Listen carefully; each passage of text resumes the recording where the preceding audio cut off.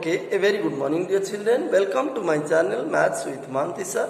Children, in the last class we discussed what is probability of an event, how to find probability of an event, what is the formula. Then I also discussed the range of probability, what is sure event, sure or certain event, what is impossible event, etc. So many things had been discussed in the last class. Today let us discuss some of the properties of probability. Okay, properties and some application.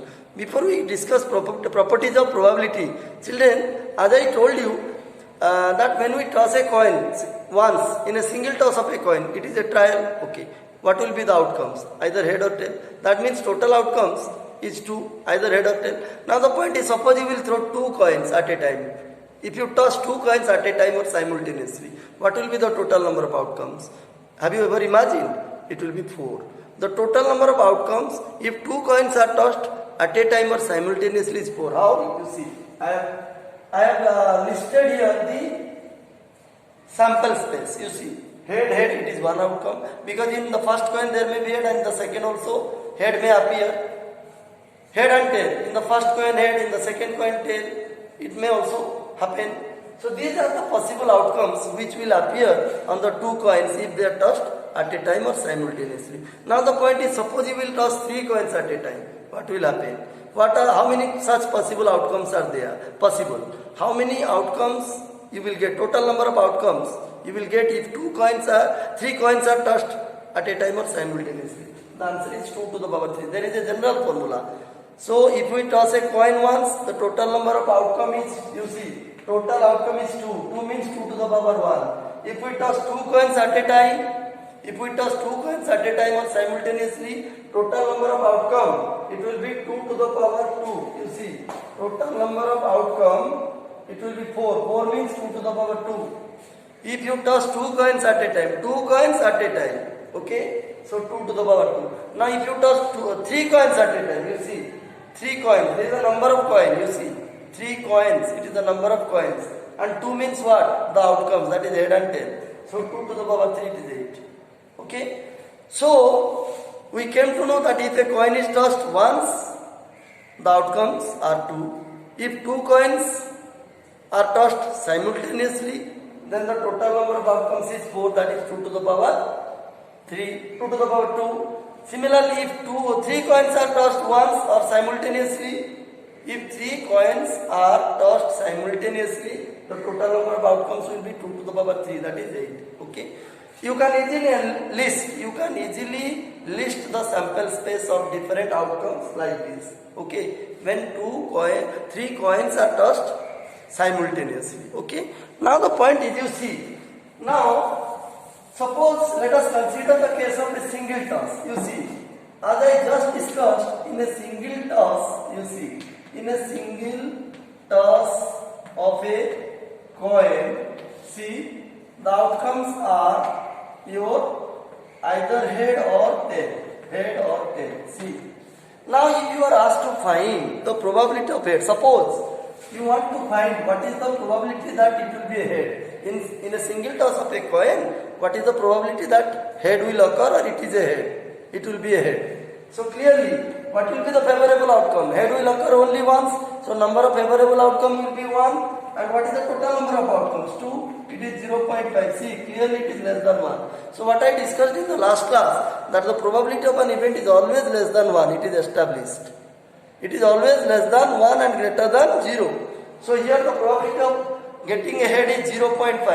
0.5 is clearly less than 1 and greater than 0. Okay, now if I ask you, suppose you want to find the probability of getting a tail, P of t means probability of getting a tail or probability that it will be a tail in a single toss of a coin. Again, it will also be 1 by 2, that is 0.5 less than 1. Why? Because tail will occur only once. Tail will occur only one time. So number of because you want to find the probability of getting a tail, and tail will occur only once. That is, its number of favorable outcome will be 1 and total outcome will be 2. So 1 by 2, that is 0.5, and it is clearly less than 1. So probability of getting a head is less than 1. Probability of getting a tail is also less than 1. That means probability of each elementary event, here head and tail, getting head and getting tail, they are elementary events. Okay. So probability of getting each elementary event is less than 1 and greater than 0. But when it is equal to 1 and equal to 0, we call such event as what? If the probability of an event is equal to 1, we call it what? It is sure event or certain event. And if it is equal to 0, we call it impossible event. What we discussed earlier. Now see, the interesting thing is, you see, P of H is less than 1 and P of T is also equal to half and less than 1. Now if you add the values of these two, you see, what will be the sum of PH and PT, you see. So P of H plus P of T, it is half plus half. It is 1. So what does it show? From this what we can conclude? We can conclude that probability of getting ahead and sum of the probabilities. Sum of the probabilities of getting head and getting tail is equal to 1. So what does it mean again? You see, these are elementary events.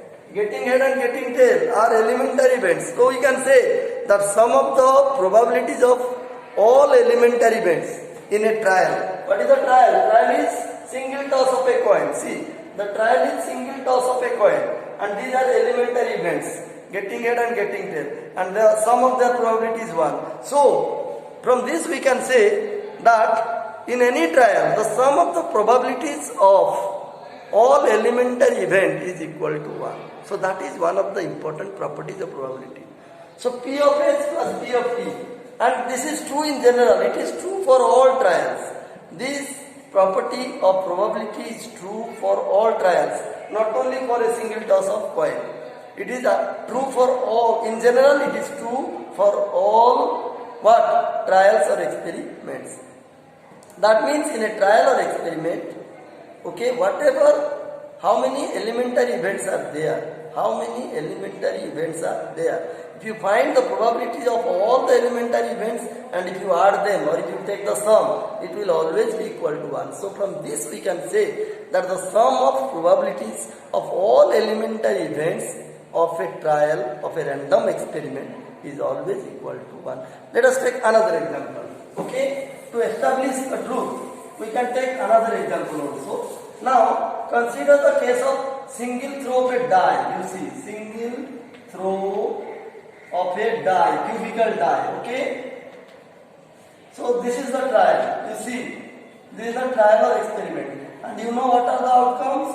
The outcomes are either 1, 2, 3, up to 6.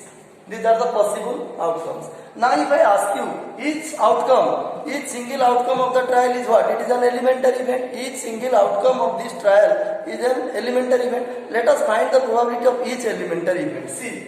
So if we were asked to find probability of 1, probability of getting 1, what will be the answer? It will be 1 by 6. Why? Because the total number of outcome is 6 and getting 1, favorable outcome is 1. 1 will occur only once. So 1 by 6, which is less than 1. See. Similarly, find the probability of 2. It is also 1 by 6. Why? Because 2 will occur only once.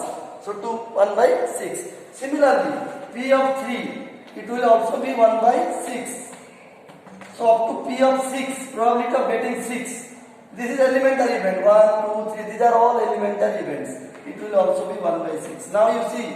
So probability of getting each elementary event in a single throw of die, the trial single throw of a die is 1 by 6, which is less than 1. Now you add all these probabilities. If you add, you see, if you add P of 1, P of 2, P of 3 up to P of 6, you see.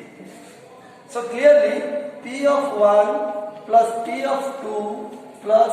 up to P of what? 6. Now put the value, P of 1 is 1 by 6. This is 1 by 6. Plus ... up to 1 by 6. If you add, it will be 6 by 6. It is 1. You see. So what did you see? We saw that probabilities of all the elementary events, that is getting 1, getting 2, getting 3, up to getting 6, in the trial in a single throw of a cubical die is also equal to 1. So from this we can say this property is true in general for all trial or all random experiments. Okay. That means the sum of probabilities of all elementary events in a trial is always equal to 1. So this is one of the important properties of probability. The range we have already discussed. Now we shall discuss about children. In this, while explaining this, I tried to explain you how to find the probability of an event.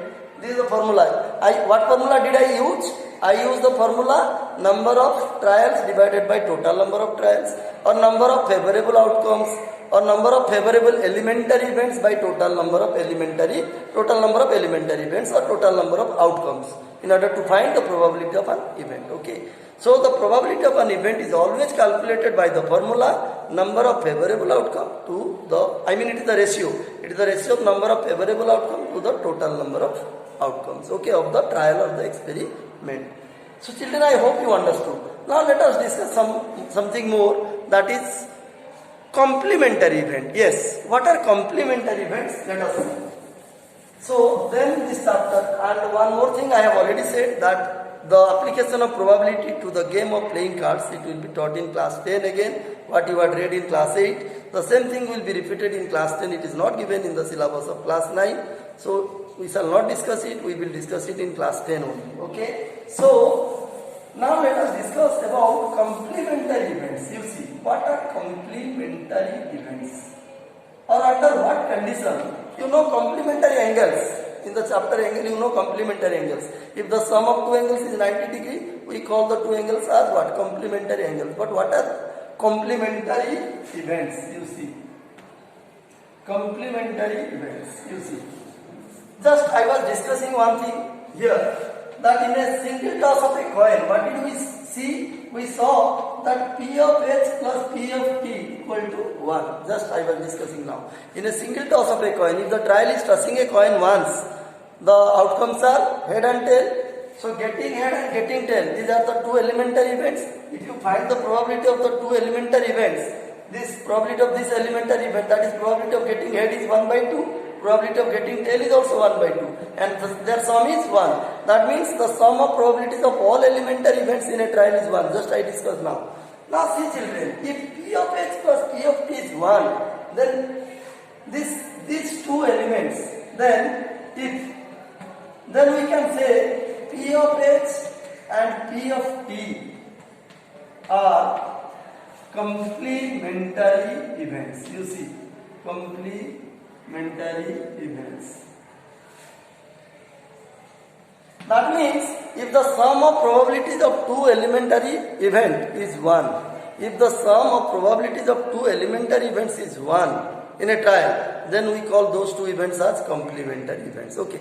We can take another example. Suppose you see, let us consider, you see P of T, this P of T, you see, if this P of H, see, suppose take P of H as E, let us denote P of H, that is probability of getting head, as E. And this is P of T, you see, probability of getting tail. See, probability of getting tail means probability of not getting head. Try to understand, not getting head, you see. By saying P of T means probability of getting a tail. What does it mean? It means probability of not getting head. Try to understand. Probability of getting tail is same as probability of not getting what? Head. And this not getting head, we can denote it by the symbol, you see, not getting head, H, just you see, this is the symbol, not H. H, this is the symbol, not H. Not H means probability of not getting head. You see, probability of tail is same as probability of not getting head. Now this not getting head can be denoted by the symbol PH, not H. This is called, you see, this is H, head, this is not H, means not head, you see, not head, you see. So probability of not getting head means we can denote it by this symbol. So you see, in place of P of T, we can write P of what? Not H. So we can say that, you see, we can say that P of, you see, P of H plus, instead of P of T, what will we write? In place of P of T, we will write P of not H. P, probability of not H. What will be the sum? 1, see. That means P of H plus P of not H. Not, negative. P of H, probability of getting head plus probability of not getting head. Not getting head means getting tail. Okay, it is equal to 1. So if this is the case, if P of H plus P of not H is 1, If P of H plus P of not H is 1, then we can say head and not head. You see. Then getting head and not getting head. Getting head and not getting head. These are two what events? These are complementary events. Okay. Complementary events. So this I explained the concept of elementary events with the help of example. Okay. I said P of H plus P of T is always 1. Probability of getting H plus probability of getting tail is 1. Now these two are called complementary events. Why? You see. Now if P of H is E, then P of T, you see. P of T means P of not H. So we can say this is not E. We can say not E. P of not H. We can denote it by not E. Not E means negative of E, where E is the event. E is any event. Okay. So P of H, suppose E. Then P of T means P of probability of not getting head, and not getting head is denoted by not H. This is the symbol for not H. P of not H, let us denote it by not E.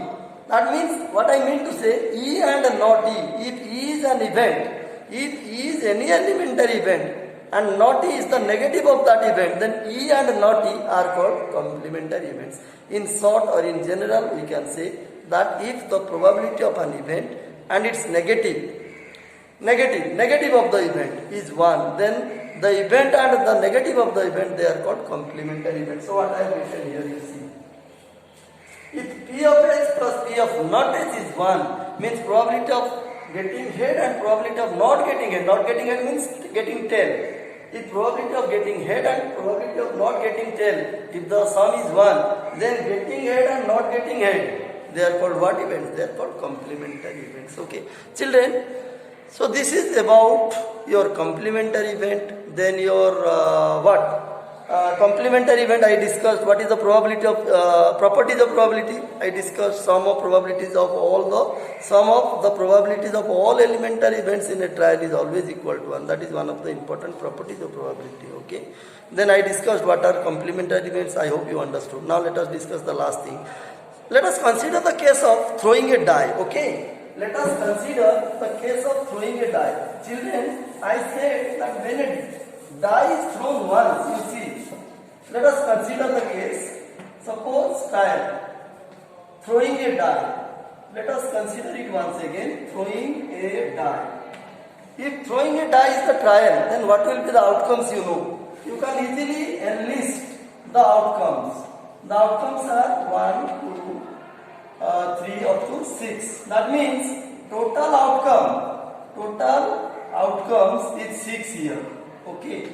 Now suppose consider another case. Suppose 2 dice are thrown simultaneously, thrown at a time. Now children, what will happen if we throw 2 dice at a time? You see. If we throw 2 dice at a time or simultaneously, so what will be the outcomes and how many outcomes are possible? Let us find out. In this case, you see, when 2 dice are thrown at a time or simultaneously, so total outcomes will be equal to 6 to the power 2, 36. How it is possible then? How it is possible that there will be 36 outcomes? So what are they? Let us denote. Let us denote the outcomes. You see, let us denote the sample space. Already I have discussed what is sample space. See, 1, 1, 1, 2, 1, 3, up to 1, 6, 2, 1, 2, 2, up to 2, 6, 3, 3, 1, 3, 2, up to 3, 6. You see, these are the outcomes. Also, there are some other outcomes. You see, how the total outcomes will be 36. Let us find out. See, 1, 1, 1, 2, 1, 3, up to 1, 6, 2, 1, 2, 2, up to 2, 6, 3, 1, 3, 2, up to 3, 6.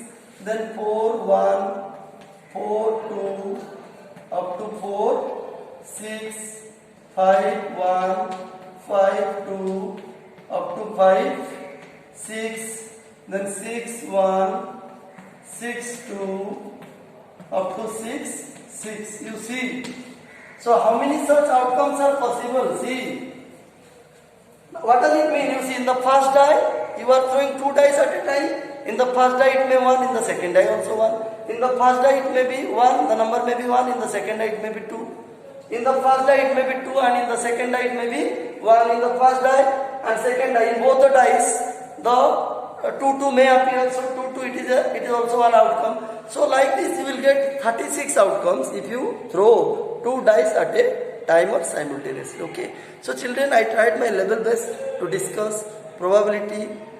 The concept of probability as given in your class 9 syllabus, and I am sure whatever I discussed about probability you must have understood. Okay. So with this the chapter probability came to an end. We shall discuss only problems on probability in my upcoming class. Okay. So children, I hope whatever I discussed about probability you must have understood. If at all it is true, then you please hit the like button and subscribe my channel. Okay. So we shall meet in the next class with the discussion of some new chapter, and after all chapters are completed then only we will discuss problems. Okay. Thank you.